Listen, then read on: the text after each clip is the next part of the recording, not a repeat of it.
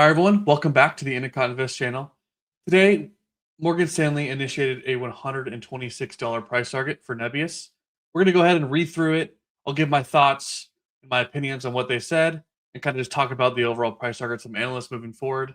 Hopefully, you enjoy the dog just taking a nap on the couch in the background.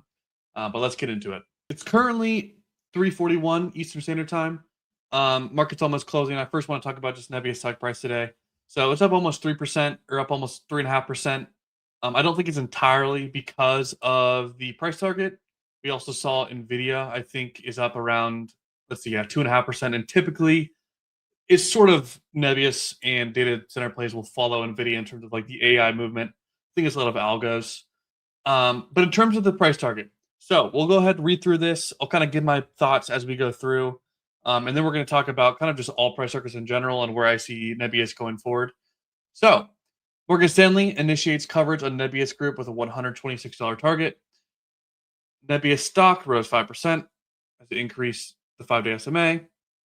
Morgan Stanley analyst Josh Baer initiated coverage on Nebius with an equal weight rating and a price target of 126, indicating a potential upside of 23%. The firm highlighted Nebius' strategic positioning in the AI infrastructure sector and its ambitious goal to connect 700 megawatts of AI cloud infra by 2026, projecting annual recurring revenue to soar from $600 million to between $7 to $9 billion. Despite the compelling growth prospects, Nebius faces execution risks related to its scaling strategy, which may pressure short-term profitability.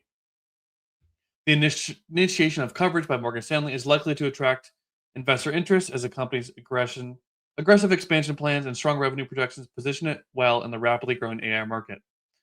So that's just the overall thesis. We'll go ahead and go into more of the analyst's view on it and what he thinks. So about Nebius, this is the. Oh, let me actually go to more of the actual description of it. Okay, perfect. So here's more detail on the thought from the analyst himself. So the investment bank views Nebius as a well-positioned to bring significant capacity online and scale rapidly with potential for long-term margin improvement and positive free cash flow. Totally aligned there. I think we know right now it's all about growth. If you're buying Nebius for profitability tomorrow or something crazy like dividends, this is not the name for that right now. Morgan Stanley highlighted the company's broader software platform, managed services, diverse customer base, and positioning to gain market share in the new AI infra demand. Investing Pro data shows Nebius has achieved impressive revenue growth of 106% over the last 12 months, supporting Morgan Stanley's positive outlook on the company. The firm also noted Nebius's group's value extends beyond its existing AI compute footprint, put into non-core consolidated businesses and investments with valuable equity stakes as additional contributors to the company's overall value proposition. So they then go on to say about some challenges. So I want to read over this because I do have some opinions here. So near-term challenges identified include ramping depreciation costs based on a 4-year useful life of assets, which weighs on margins. Totally makes sense.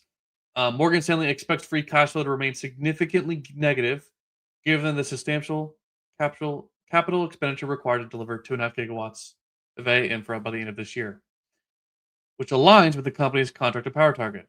This assessment is supported by Investing Pro data, showing Nebius's levered free cash flow at negative $2.95 billion, with analysts forecasting a loss of $1.71 billion, $1.71 per share for fiscal year 2025.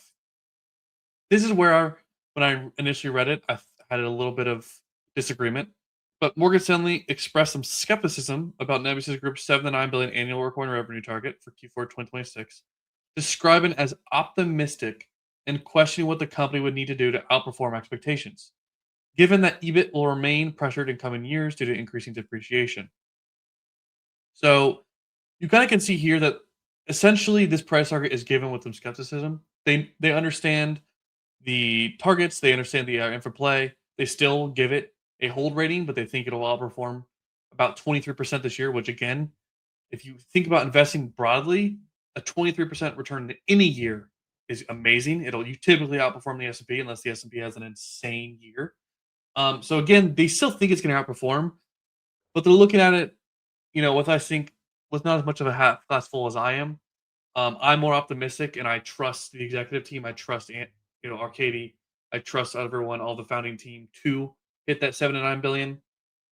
And even if they, I mean, let's say they come in at 7 billion or 6.8 billion, I still think $123 is pretty undervalued, especially when you consider all of the other parts of their business. Um, but yeah, I'll go ahead and keep reading this a little bit more. So, according to Investing Pro analysts, Nebius appears overvalued at current prices when compared to its fair value assessment, suggesting the market may already be pricing in much of the company's ambitious growth targets. In recent other news, Nebius Group has made several significant announcements that could impact investors. So they go on to talk about AI Cloud 3.1, talk about the NVL 72 supercomputers are doing with NVIDIA and that partnership.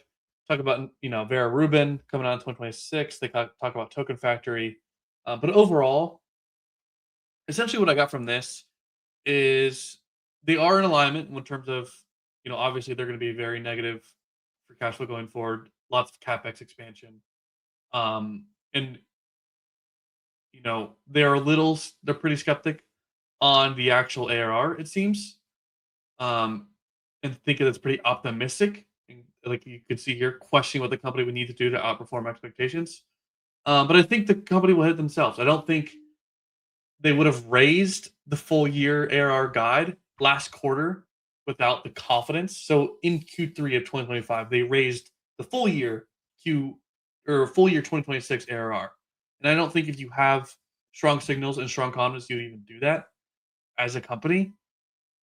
So I find that to be a little like, okay, you can be skeptic and you can not think, not be as optimistic, but why would the company themselves give that sort of range if they weren't confident they were going to hit it, right? That's just at least my belief, and so I found that to be a little weird. But let's hop into more of just the overall price targets in general. Like I was saying, the next thing I want to take a look at is just all analyst price targets. So we see here Morgan Stanley, which was initiated today. They have a hold price target of 126. We see Northland Securities at 211, Citizens JPM at 175, Goldman Sachs, another well-respected firm, at 155, BWS Financial 130, DA Davidson 150, and then down here at Research or Ariat Research, I believe they put out a 211 in like October, so I don't know why TipRanks hasn't updated it. But yeah, that's more of an accurate up to date. So as you can see, Morgan Stanley and Josh Baer himself, this is the lowest price target on the street right now. I think there is another one that TipRanks doesn't include called Morningstar, and they give a $70 price target, but clearly, as you can see, as the stock is $105, not doing too well, too hot right now. Um, but overall, I mean, it's a pretty in terms of price target, it's bearish, but again, they showed 23% upside. And typically, for anyone that doesn't know, a price target in this space is any company that gives, or it's the next 12 months. And so that basically is the price target for the end of the year. And so they think by the end of the year, it'll be 126, which again is a 23% return at current price. And so I would be happy with that personally, as that still outperforms the S&P, which is my entire goal. But as you can see here, across all the other analysts, it's pretty bearish. Honestly, I put here that the average price target is 165, which is around a 65% upside from here. And so overall, honestly, compared to other price or other analysts, it's actually a pretty bearish take in terms of the stock price.